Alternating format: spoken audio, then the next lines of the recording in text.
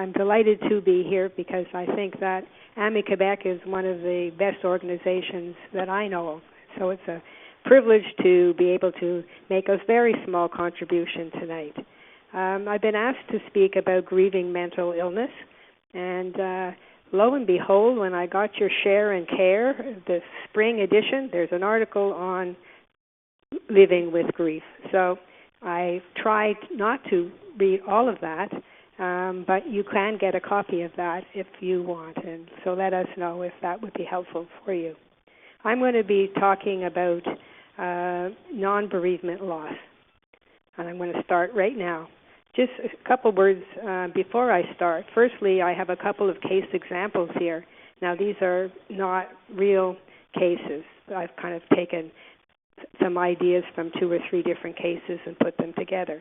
And the second thing is occasionally I will use the word normal, and I really don't like the notion of normal, because I think when we talk about grief, we're really talking about something very individual, and how each person experiences it would be good for them and normal for them. So with that caution, I'm going to start.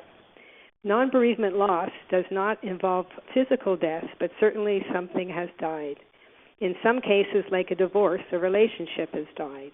In other cases, a non-bereavement death can be considered both a social and psychological death, because the person in question, for example, in the case of severe mental illness, which I'll call SMI, often ceases to exist on a social level and undergoes great changes in his or her personality, to the extent that this person is hardly recognizable as the same person, and in some cases is hardly aware of themselves. In the case of my friend Jay, he had been ill since the age of 13 when his father died. Until then, Jay had been a good student and socialized, and here's the word, normally with other children. He had shown a lot of potential.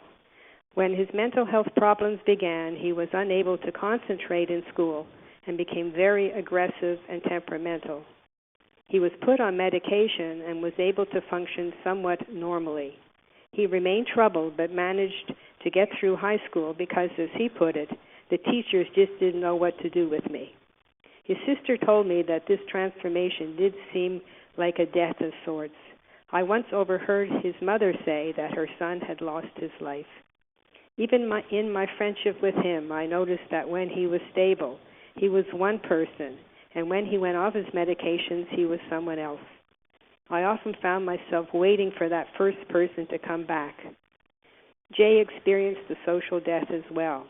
He did not attend his brother's wedding and was not in any of the marriage photos. He was non-existent and continued to be so for his family, as he and his family expressed the grief of non-bereavement loss. Let me talk a little bit about grief now. A significant aspect of non-bereavement loss is a grieving process that is usually ongoing with no end.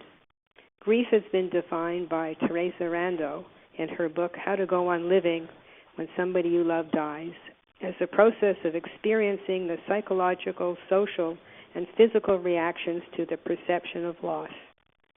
In most forms of so-called normal or uncomplicated grief, bereavement is predicated on the absence, generally death, of the person to whom one has built an important relationship. This is not the case with SMI, where the ill person remains alive and present. So briefly, grief reactions to non-bereavement loss are as follows. First, the psychological effects could be fear, anxiety, anger, guilt, and sadness. Let me elaborate a little bit about why these are significant. For example, guilt. Guilt can be shared by family members for not understanding the behavior, for not having made the right decisions, too heavy reliance on professionals, desperate search for answers, which could be perceived as betrayal, leading back to guilt. Anger at professionals, at God, at the person who is ill, feeling that they could and should be able to control their behavior. Fear. For example, a sibling might be concerned that they too could have a mental illness. And there, or also to the opposite extreme, they may sort of be suffering survivor guilt, knowing that they are living a normal life, whereas their sibling is not. Anxiety is kind of a very broad term, but when I was asked to think of an example, I remembered that there had been a mother that I knew who had 3 daughters. One daughter had mental illness, the other 2 were well. But of the 2, only one was compassionate and involved in her sister's life, whereas the third sister didn't get involved. Mother was very concerned about what was going to happen when she died because she had been the primary caregiver. The sister who didn't want to get involved stayed uninvolved, and the one who agreed to help began to assume some of the caregiving roles. But as luck or whatever would have it, the healthy sibling who was going to help died. So mother was left with a mentally ill child and her sibling who did not want to get involved. So this continuity of generations can really be an issue for people who are caregiving. Who is going to take care of my husband or my daughter or my child if I were to die? Another consideration is sort of called existential issues, where the person searches for meaning and wants to know the why and the why me, a real feeling of powerlessness. Social effects are also, you heard the example of my friend Jay who didn't go to the wedding and wasn't included. So very often there is social isolation when there is a mentally ill person in the family. Physical effects, eating and sleep disorders, medication side effects. Those are just a few, and I'd be interested in when I get finished talking to hear what your experiences have been as well. Additional factors can influence grief reactions. First one would be the closeness of the bond, strong or weak attachment. Somebody who is more closely attached is going to have a more profound reaction to the loss. The meaning of the loss relationship, whether it's tangible or non-tangible loss. And this is the theme that I'm going to try to elaborate a bit in my talk with you tonight. The non-tangible is the loss of the actual person as they were, that's the tangible, Non-tangible is hopes, dreams, wishes, fantasies of what you lost, what you never had and never will have, the fantasy of what could or would have been in one's dreams. So we will elaborate that a little bit later on. The impact of roles in the family is also part of the grief process. I don't know if any of you have heard of somebody called a pseudo-wife. Well, this is when somebody's husband is in an institution, for example, and the dramatic impact on the relationship. Is she still a wife? So that, again, is one of the questions, particularly when there's intergenerational. The wife might want to break from the institutional relationship, but the wife's children may not want them to do that. Another example would be when the primary wage earner no longer is able to work and support the family.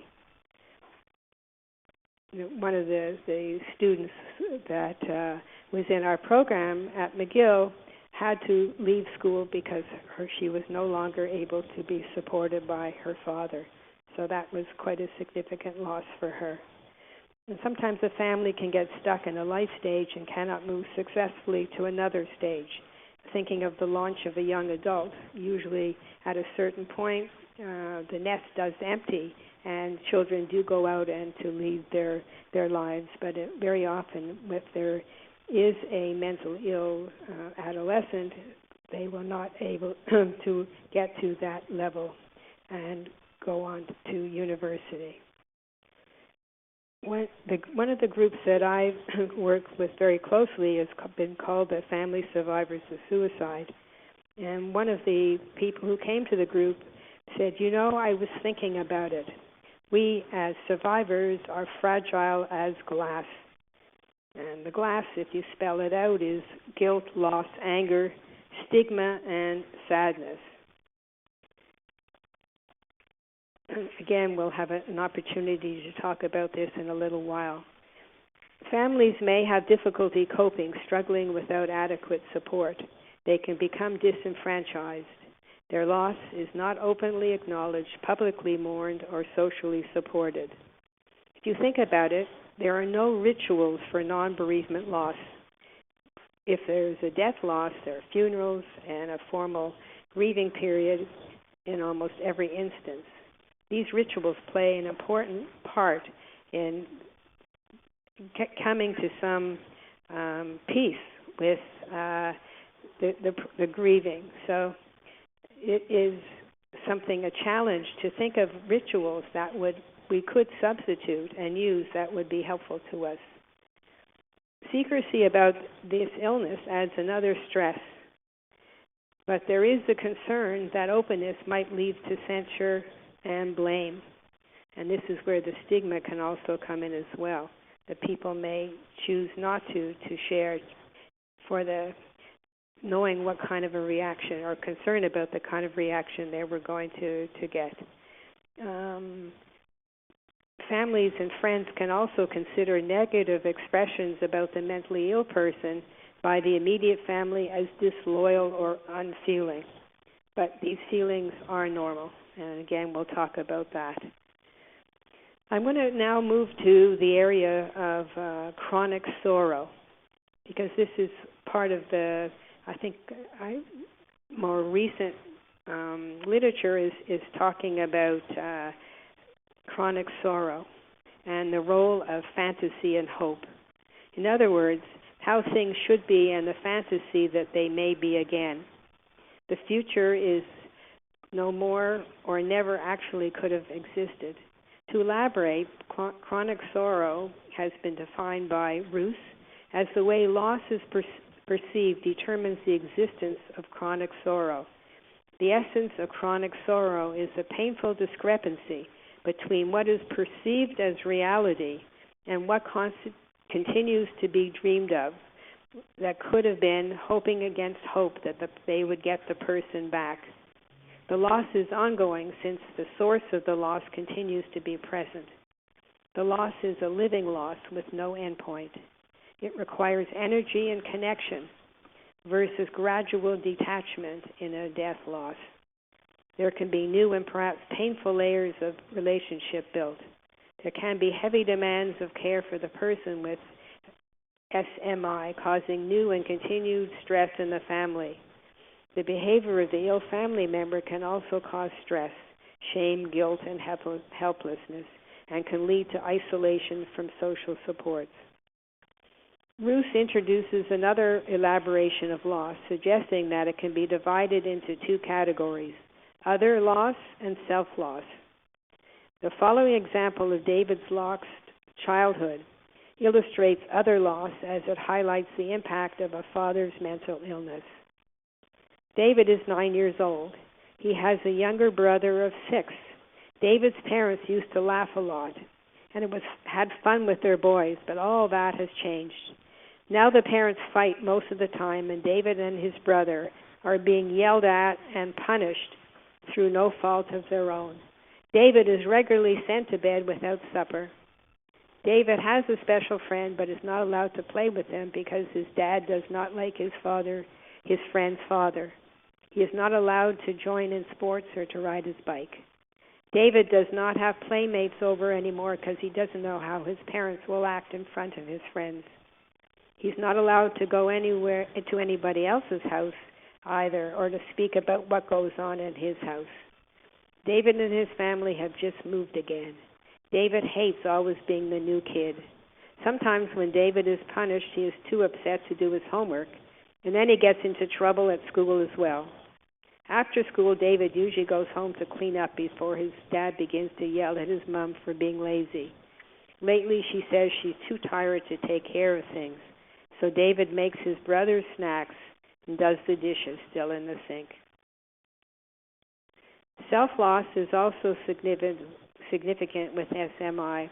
Here the family member knows he knows how he was before. He mourns the person he used to be. He looks in the mirror and wonders, who am I? Who I was is helplessly mourned. The literature gives a number of examples of self-loss. One shared by Wazo tells a poignant example of a person with SMI who returned home after spending time in a coffee shop. He was elated as someone had approached him for a light for his cigarette. At that moment, he felt that he was aware of who he was. Two other aspects of SMI are perpetual grieving and re-grieving. Perpetual grief resides just under the surface. The cyclical nature of the illness means that there can be improvement raising hope. This can be followed by a new return to illness and a sense of loss. The periodic reappearance of the former healthy self creates prolonged periods of grief and mourning. They mourn for the person he was, who would have been and can never be. Re-grieving can occur when there is a failure to develop appropriate social skills to assume roles within the family, develop age-appropriate relationships, meet social milestones. This has a significant impact on families, triggering re-grieving. Now I'm going to provide a kind of a list of some of the thoughts I had when I was thinking about dealing with grief. I ask you just to kind of think about some of your ideas as well. So, bullet number 1, review how life has changed. Going on, acknowledge grief. Know that grief will continue. Plan realistically, one day at a time. Wasso suggests that giving up hope for a cure may be the turning point for coping. There's an excellent book that I would recommend. It's called The Year of Magical Thinking, and it just talks about how this writer took an entire year to begin to acknowledge the fact that her husband had died. Left all the clothes in the closet, did all the things as if he were going to come back, and left his shoes right at the front door as he always did. So next would be to adjust to life that included the new person. Explore which secondary losses are most significant. Consider what can be regained or modified. Find new ways to meet unmet needs that derive from the losses. If required, deal with children or sibling issues. As I talked before about the fear of the sibling. Seek out help. Seek social supports and resources. Now, when you go and you seek social support from friends and families, you're not certain whether it's going to be positive or negative. Sometimes you can be quite surprised for people that you didn't think you could count on or there, or the other way around, that people who don't come through when you really need their help. Attend a group. Share feelings. Help others. Share the unmentionable in safety. And that's one of the things that I think is very positive about groups, that you can say things that you would be uncomfortable saying to others, but as soon as you say something, you'll get people nodding their heads, and it's an acknowledgement that you're not alone with your grief. Feel your emotions. Be vulnerable in a safe environment. Access information of the most current knowledge. Certainly the web is useful that way, and there's constantly new material that can be helpful. Move into advocacy if that's something you're comfortable with. Create rituals. And when I was doing the workshop previously, the group began to share their rituals, and they're quite a rich assortment of things. Some involved their medications, and others talked about what they read. Find private time for yourself each day without guilt. And the suggestion that we came up with was to put your problems in a box at a set time each day and not address them at that time. Finally, know what you are doing. Know that you are doing the best you can, that you will survive. It will never be the same as it was.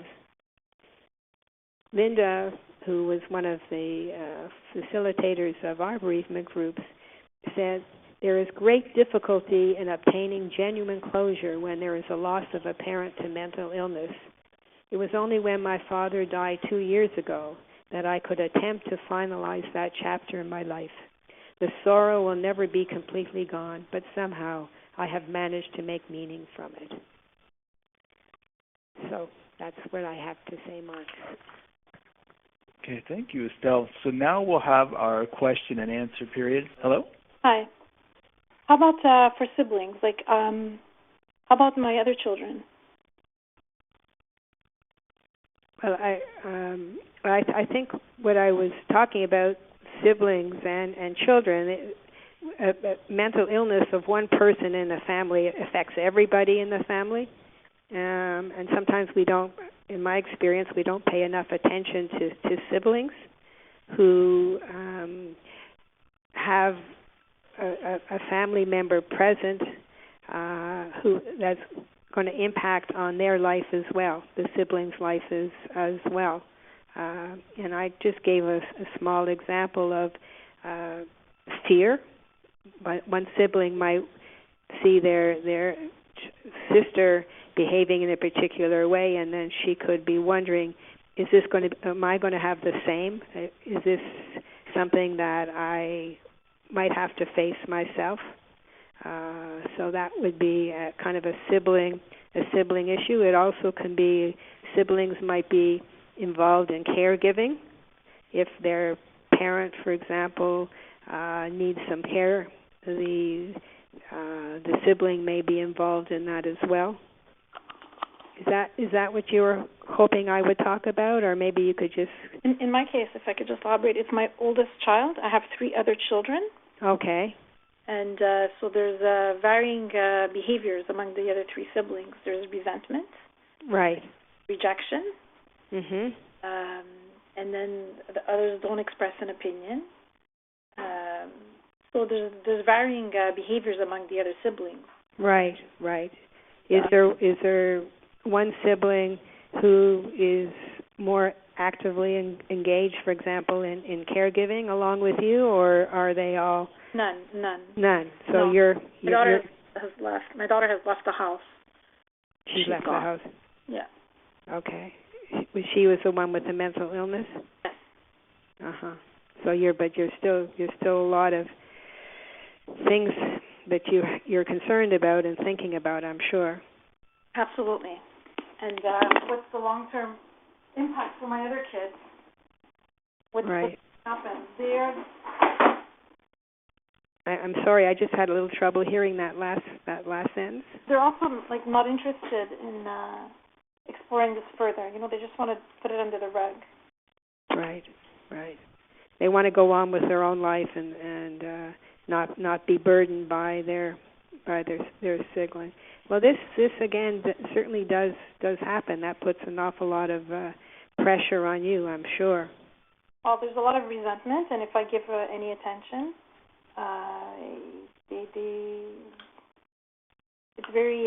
It takes a lot of my energy. It's taken a lot of my energy. Yes, I'm sure. Well, your energy and courage as well to be able to maintain your support of the sick child as well.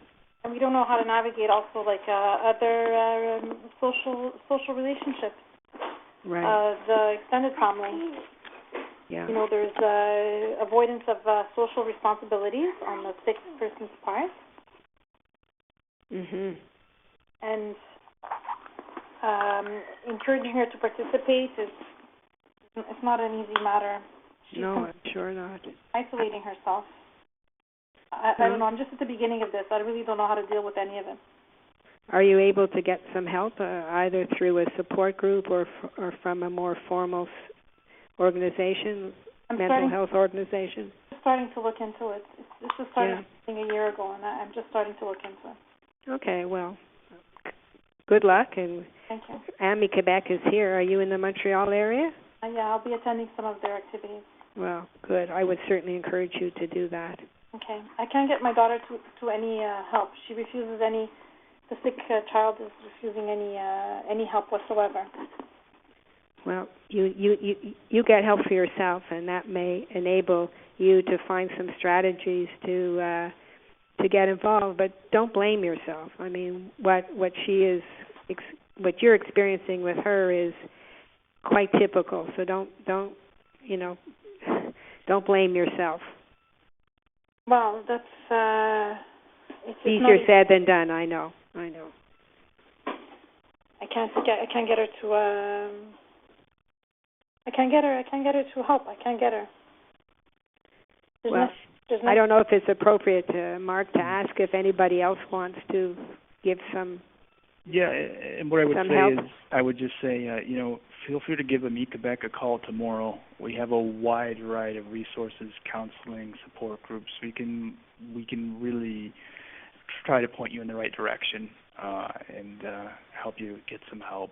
So if anyone else has any other comments or suggestions, feel free. But I want to congratulate you for having the courage to have, brought this to this discussion. So certainly good luck, and certainly follow up with AMI-Quebec. Thank you. Thank you for holding this evening.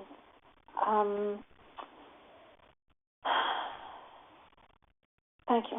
I'd actually like to say something in response to the last mother's comments. Sure.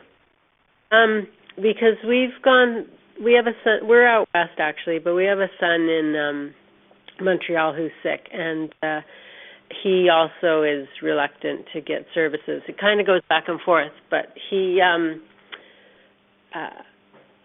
so that's been very hard for us that he's reluctant. But AMI has been really good for us, my husband and me, in helping us navigate that. There's really very little we can do for, I'm just going to change phones because I don't know if that's my battery. Oh, yeah, it probably is. Yeah, it was. We'll wait for you. We'll wait. Sorry about that. I was a little distracted. It just was really useful for us to have a counselor to help us navigate that, because the bottom line is there is only so much we can do, and it's a horrible thing to have to face that when it's your child, but it is the reality of your life, and the best thing you can do is find that support. And if you can take care of yourself, if there's a window for your child at some point, at least you are well enough, within yourself to be able to give that support. Yeah, that's what I want to say. Well, that's very helpful. Thank you. Okay. I'm someone who has been diagnosed with affective bipolar disorder. Okay. And I'm still in the process of, grieving with that. And I'd like to know, you mentioned something about, I jotted down chronic sorrow. Right. And I think I'm going through that right now, because I got my diagnosis last November, so it's been not that long ago. It's recent, right? Yeah, and I had another one prior to that. And sorry if I'm mispronouncing words. No, you're doing fine. I can hear and understand. So it's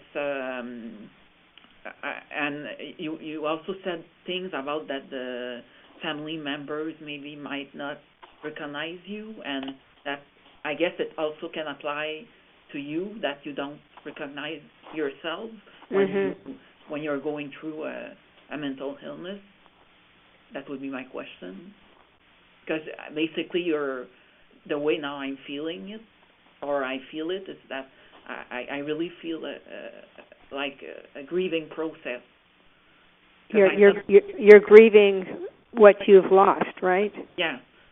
you've lost. Yeah, I think you articulated that well. You lost your how you were before you were kind of labeled as something, and now you have a new impression of yourself. Yeah, and I've always known that I had a label, and it always bothered me because I don't really like labels. I agree. And it's and because and from switching from French to English anyway, so it's been also difficult, all of the labels, and I mean 2 languages, so it's and now I'm trying to, and I'm approaching my 30s. I will be 30 this year, and I guess my question would be, I feel that my future is really uncertain, and I'd like to do something with my life, but because of all of that grief, it's difficult to process all of that at once. Right. Well, I think that if going to a group of people who are going through a similar experience might be helpful. It give you some connection to people, and I'm certain in the group you'll begin. What I found in one of the sort of powerful things that happened with the groups that I was involved with was that when you listen to somebody else's story and you then give them some suggestions, you realize that the suggestions that you're giving to them are really quite applicable to yourself. So that's where I think groups can be helpful as well, to kind of share experiences and feelings and grief and not be so alone. And I jot down something that you said, move into advocacy. Advocacy, right. Advocacy. That would be to be, I'm not sure if I got it right, would be to become your own, like showcasing yourself. Well, what you meant? Sort of advocacy also is to be active in groups or in this organization here, volunteer, give support to institutions that you think positively deal with mental health issues. Okay. But again, it shows courage to call, and that's the first big step in sort of self-help, I think. Yeah, I would agree with that. So good luck, and do keep in touch with AMI-Quebec if you are in Montreal. And I'm not in Montreal, but I guess I can keep in touch with you.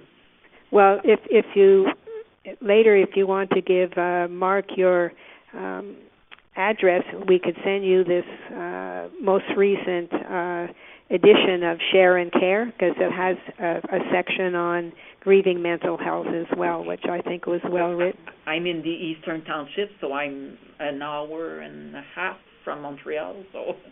Yeah, well. But I have the Share of Care right in front of me. You have it. Okay, good. Because if it's the most recent one, you can see that one of the articles starting on page 1 is living with grief. Oh yeah, I'm seeing it. You see it now? Yeah, grieving mental illness. Grieving mental illness, right? Okay. So thank you very much for the time you. Oh, thank you for calling. It always takes courage to do this. Thank you. Yes, I spoke earlier. I'm the mother with 4 children. Yes, that's what I thought. Okay. I don't know if there's someone else wants to speak before me.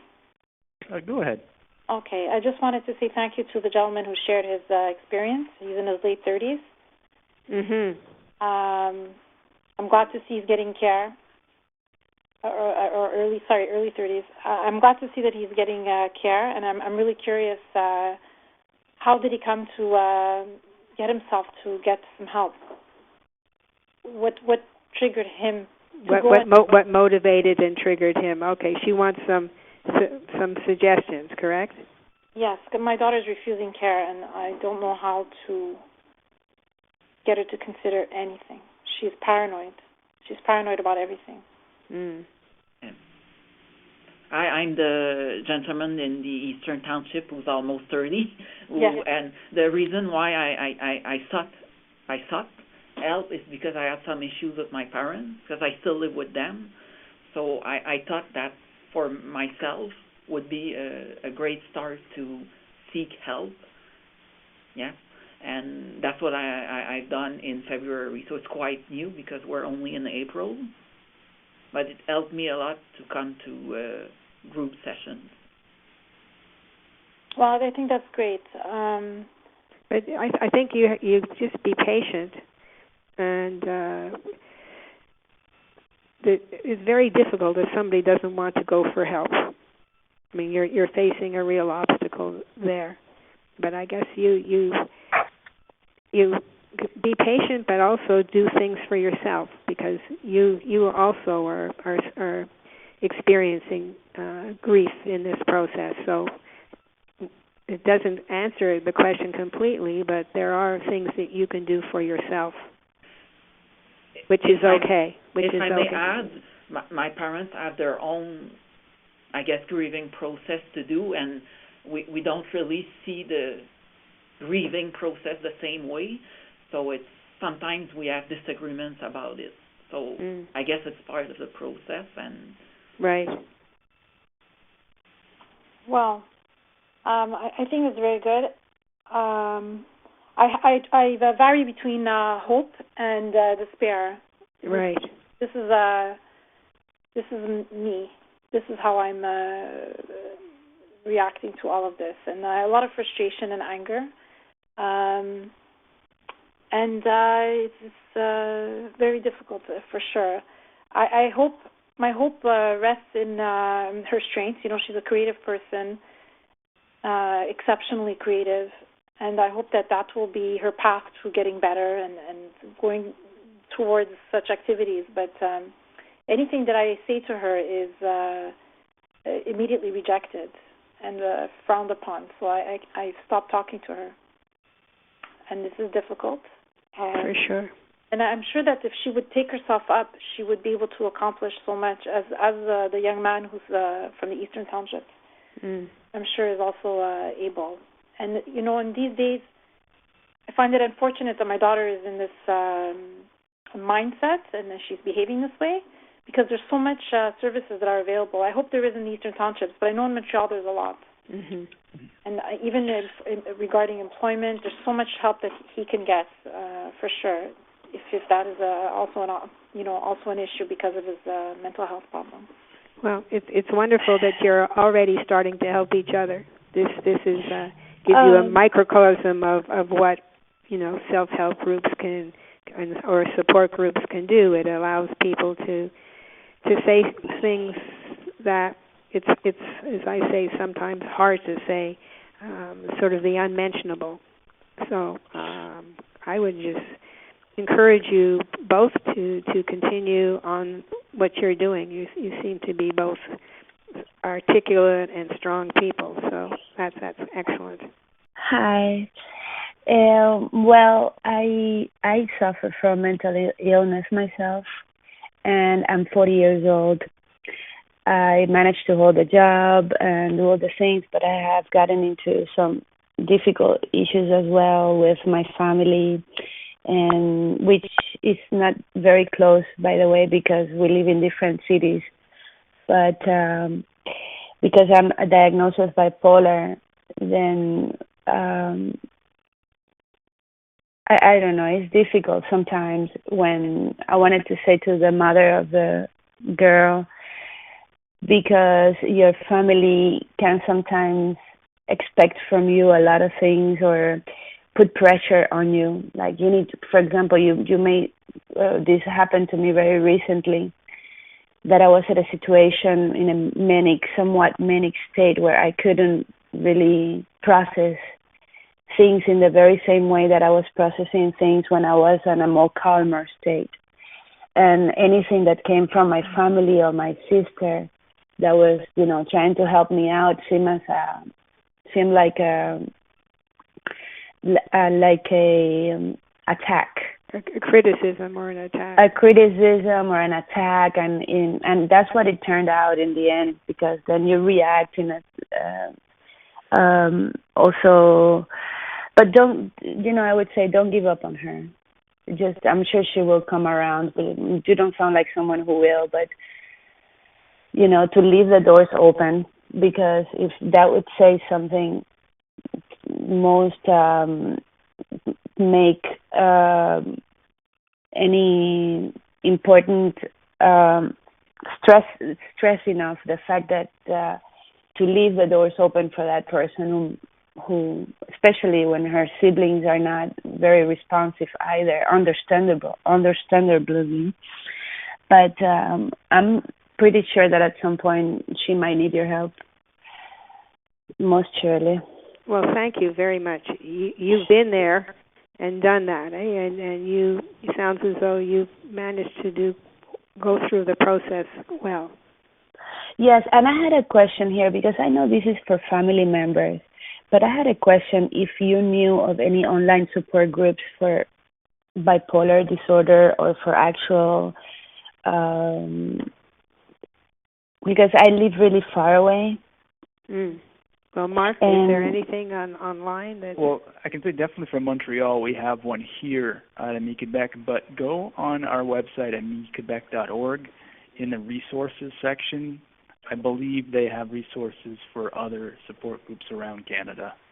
And if not, give us a call tomorrow. The phone number is on our website, and someone in our office can lead you to other support groups. Okay, and those would be like over the phone as well or online? It would probably be a mix of everything. Okay. Well, thank you very much for calling and your help. Thank you. I would like to say a few words, please. Sure. I really am addressing this to the mother with the daughter. I've been in your shoes. It's a very difficult place to be, and the frustration of not being able to convince your loved one that there is a problem and that they need help is just so utterly frustrating. It's a very difficult situation to be in. And I don't know where I would be today if it weren't for AMI-Quebec. Because by going there for their support groups and then their educational sessions, it really turned my life around. I knew that I couldn't force help on my on my loved one. It's something that he had to choose for himself. But by learning more and being with other parents who deal with similar things made all the difference in the world to me. And we went for years where we weren't able to help our loved one, but I found what I needed then was to find a way of helping others in some manner. And that really tied me right over all those really hard years. And things are very different today. So there's hope there. And AMI can play a really big role in that. So I wish you good luck, and I really would encourage you to tap into what AMI offers. Thank you. Oh, thank you. That was very, very encouraging. Thank you. I appreciate that. Thank you. Hi. I don't know what I really want to say, but I encourage the people who are reaching out for help, but also the people who have a loved one that's not going for help. I've been living that for about 15 years now, so that I have my granddaughter that I'm raising because her mother is not well at all. And it's been a long time of grieving, and it's I guess the hard part about it is that it doesn't seem to end, which right. Means that she's still alive, which is good, I guess. But it's a grieving for my daughter, but also for the loss of the relationship with my granddaughter, because now I'm her caregiver. I'm not her grandparent anymore. Right. And so there's that loss, and the loss of my freedom, and lots of losses in there. So I go through a lot of sadness and sometimes anger and resentment and frustration, and I go through. I have realized that I've been through a cycle with my daughter, and where I'm determined that I'm going to do something. I'm going to do something to help her. I'm going to save her, and then I just hit the walls, and she falls through the cracks, and I hit the walls, and I realize there's nothing that I can do, and so I started to recognize that sooner, because it really tears me apart when I try to get into that and I can't do anything.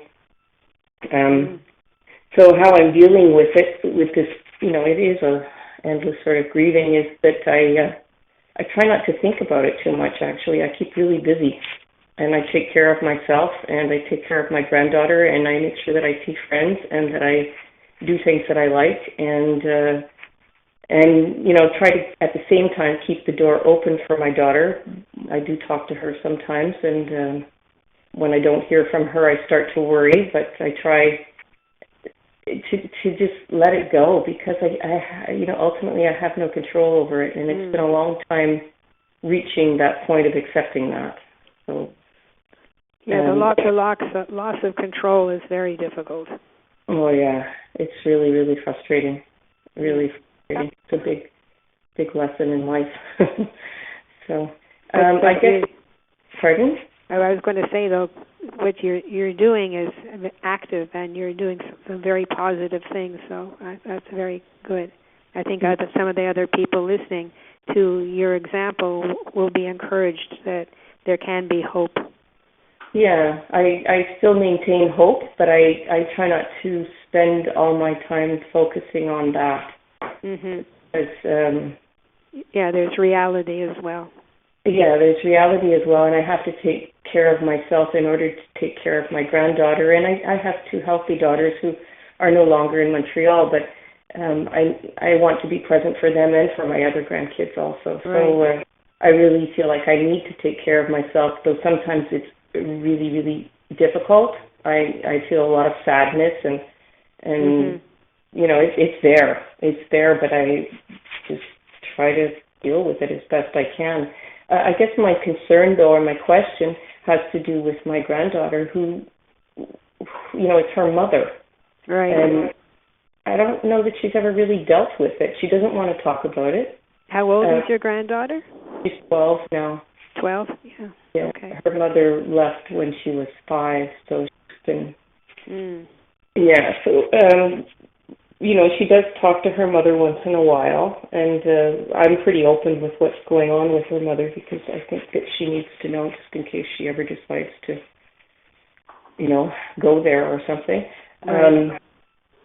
But she doesn't, I don't know if she grieves it. I don't know how to help her grieve it, or if, I really don't know what that process is for her, or what I could do to help her with that.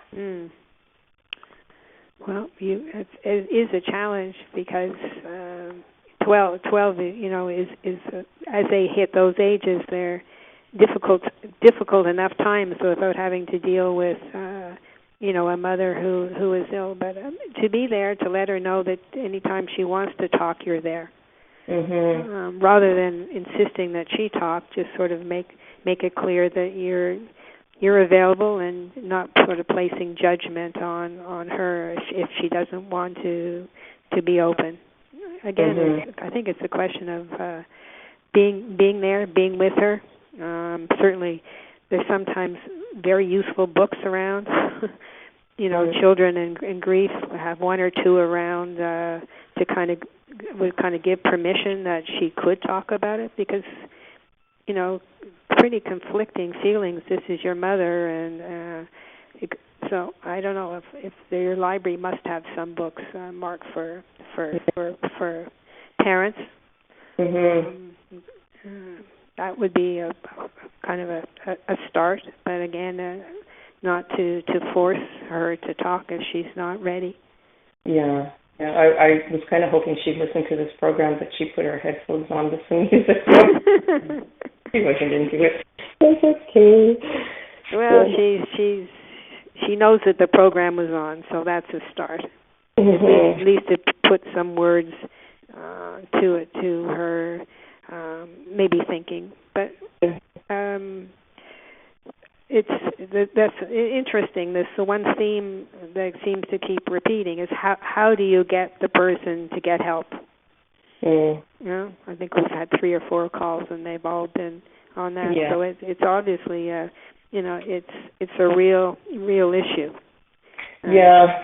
When all this started, well, I don't know when exactly it started, but when it got really bad, I just felt that she was just slipping through the cracks all the time. People were saying all kinds of things like, why would you want to get her diagnosed? What's that going to do for you? And I just went through all kinds of things trying to get her help, and the system didn't help at that time. Right. She's in Ontario now, and she's starting to know how to get help for herself, but she has a dual diagnosis. She has schizophrenia and an addiction. So she's really she's on her own, really. The system doesn't help people unless they want help. Yeah, it's true. But don't give up. I mean, as I say, you never know sometimes what the magical moment or the magical connection is going to be that'll make a difference. Yeah, I pray for that every day. Yeah. Mm-hmm. Well, it's the hope, not giving up. Mhm. Yeah, and in the meantime, I just try to keep living because I can't dwell on it. It'll ruin me if I do. So. Right. Well, you've shown a lot of courage. Again, anybody who's called tonight, been impressively good calls, I think. Mhm. Well, thanks for doing this. Okay, thank AMI. They're the ones that are doing this. Yeah, they've been very helpful through this process to me. That's for sure. Good. I'm glad to hear it. Yeah. Thank you. I'd like to say thank you. I'm the mother of the 4 kids. Okay. I would really like to thank that grandmother right there, and I would like to speak with her. My own mother was bipolar, and I grew up. She had me when she was aged 20. Mhm. Her first crisis came 3 months after I was born, so I was pretty much brought up in my grandmother's house. So I'm pretty much a copy of your young granddaughter who's 12. And I dealt with the mental illness as a child, and now I'm dealing with it as a mother. Right. If I could bring myself back to the age of your granddaughter. Yeah. It may not be the same for her, but for me, I had a lot of anger. I had so much anger, and I couldn't talk with anybody about my problem. Mm-hmm. I didn't have something that I could have spoken with my peer, and I always felt apart from the other kids because everybody else seemed to have their life together, and I'm the only one who's suffering, and I couldn't share suffering with anybody. So that festered inside me, and I had a temper. And I was enraged. I just grew up enraged, and I only started to calm down after I became a mother. 27. I grew up angry. And that's something that you should keep your eyes open for. Yeah, she looks like she's becoming a victim actually, because she thinks everybody else's life is perfect and that she's done a lot of suffering in her life, and which she has, but I really don't want her to have a victim mentality, but you know. You can't help it. The only way you can help her is, you see, I grew up and everyone else's family seemed perfect, and that's a wrong thing for that child to perceive. She needs to know that other families have issues and how they deal with it, because I wish I had known. Now that I'm older and I have maturity and I have a different view on the world and I see families, and I'm very keen on seeing things now that I wasn't able to see when I was frustrated. But I wish I had known then. Family stories. Everybody has a story. But I had this expectation of others that they're perfect and I am not. So that has to be undone. If you have a chance to get her to speak or give her an example of a family, families have all kinds of issues.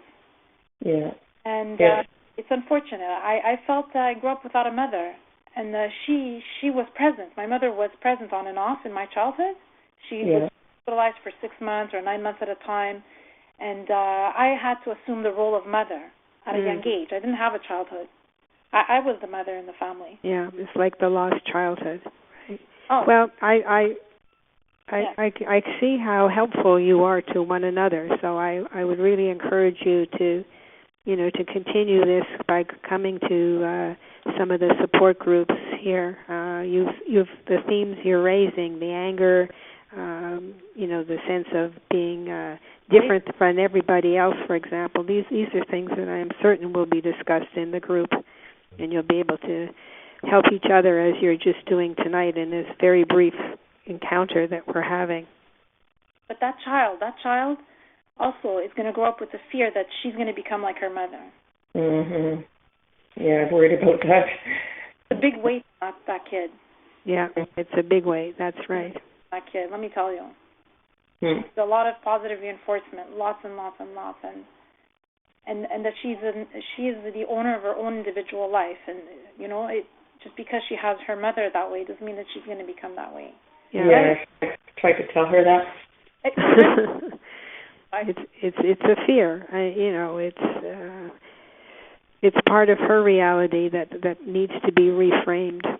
The glass is fragile, but not that fragile. Yeah. Well, thank you for that, because it does help. I'm sure. Yeah, it really helps a lot. Her experience, for sure.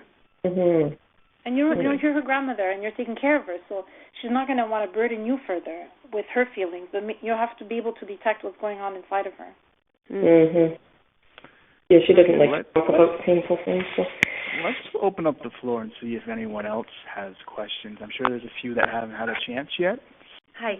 I was listening to the part about perpetual grief and how, because of the cyclical nature of mental illness, it can give us hope, and then, there's a relapse, and so we're kind of always grieving. How do we reach a good balance of hope and yet acceptance at the same time that it's never going to be the same? Well, I guess that's it's a very difficult question. But first of all, to kind of be aware that this is part of what mental illness is about, particularly in the beginning. The cyclical nature of it is that you have good periods, and then you have a kind of, I guess, a relapse, and then good periods again. And every time there's that kind of relapse, you're kind of thrown back into the difficult feelings and all the rest of it. So I think we have to know it and do some of the things that I was suggesting at the end. Kind of accept what you're doing as you're doing the best you can. You don't want your entire kind of life, we were just talking about that, centered around the illness. There has to be some times where you can kind of put it to the side and not deal with the issues of loss. Think about strategies that you can personally use that will help. What do you do? I mean, are you in a situation like that where I believe you said you do experience the loss and then the kind of the health and then the loss again? Well, I'm working in a community organization actually, but I'm just, it's kind of like hope is almost the opposite of acceptance. So, and they're both kind of good things. So how do you, I don't know, optimize both of them? Yeah. Well, I don't know. I personally have a little bit of trouble with the word acceptance because I'm not sure if we had a choice that we would want to be living, for example, with the kind of situations that some of the people are describing. I mean, I think you can accommodate to those things, but I'm not sure, I'm not convinced that one really accepts mental illness for a family member. I think we can live with it, we can understand it, we can do everything we can be available, all the things, but at a certain point, I don't think we can do much more. And I I'm not sure if that's a very good answer, but sometimes you just have to know that loss and grief is going to be part of your life. As I say, I think we did mention that it's sort of an endless loss. There's no kind of end, as in a death where the person is. You can then disconnect from that person. With mental illness, you almost get more and more and more connected. So I think that's something that we have to learn to live with, is the fact that the grief will be ongoing and endless. There may be the cyclical moments of more health, but ultimately the long term is my life is going to be different than it was before I became mentally ill. Thank you. Okay, thank you. Hi. Hello. The mother of 4 kids again. We're going to give you the last word. How do I get my daughter to get help? What do I do? I can't get over this. This is killing me that I cannot get her to help. I guess it just sort of ties into the comment before of sort of how do you deal with the loss, and I guess it sounds a bit trite, but honestly I think it's sort of the one day at a time kind of approach.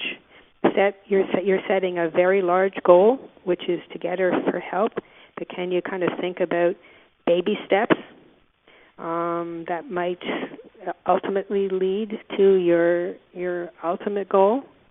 Does she ever come to your house for supper or something small? It's getting less and less. She's completely removing herself from it. Well, but can you think of one small step, something that she does like or might be interested, even if she doesn't accept it? I mean, I do believe that she'll be hearing it. She'll be beginning to know it, even though she doesn't appear to be taking the giant step. I would think one small step at a time might make it easier for you as well, because you're almost, it's like trying to swim the ocean, rather than do the wading in the pool at the edge of the ocean. Smaller steps. Well, yeah, I'm not living your experience, so I don't know exactly. But I mean, the goal that you're setting is a big one. Getting her help. See if you can think of some smaller goals, some things that she might enjoy. She might, and if she even if she doesn't participate, she will understand that you're trying to do something. I don't know. That would be my part of my suggestion. Maybe other people have others, but that would be one that I would have. Could I add something to that? Yes? As I said before, not being able to help your child is really, really awful. And I encourage you to be in contact with AMI. And one of the things that I learned from AMI was to understand the situation better. It allowed me to become more accepting of what the situation was and to be in a better place myself, so that if and when our loved one was willing to have help, I was in a better place to do that, instead of just being on that downward spiral all the time. Before we found AMI, I used to say that our son had mental illness and I was going crazy. Right. Yeah. And that's what it feels like. But there's just, you can get so much more strength by being around others that have dealt with these things. It's you know you're not alone in That's right. Yeah. Okay. Well, I think that you certainly helped each other tonight. I congratulate all of you, the mother of 4 and the gentleman in the Eastern Townships and the grandmother and so on. These were real life situations, and for the most part, you came to this telephone conference just to continue to either to get some help or to get some new strategies. So we encourage you to contact AMI and to participate in some of their support groups. If you do things for yourself, as somebody said, then you'll be stronger and ready to seize the opportunities that your children might at one point be ready to get some help. So Mark, thank you very much. Yeah, Estelle, I wanted to thank you very much for being with us tonight and being able to field so many questions in such a wide, diverse topic. Check out AMI-Quebec. We have videos, we have support groups, we have counseling. The counseling is available for anyone across Quebec. We can do it via Skype. We have workshops. We have all types of things. Our toll-free number is 877-303-0264, and all of our information is on our website. It's www.AMI-Quebec.org. I want to thank you all for being with us tonight, and have a good evening. Bye.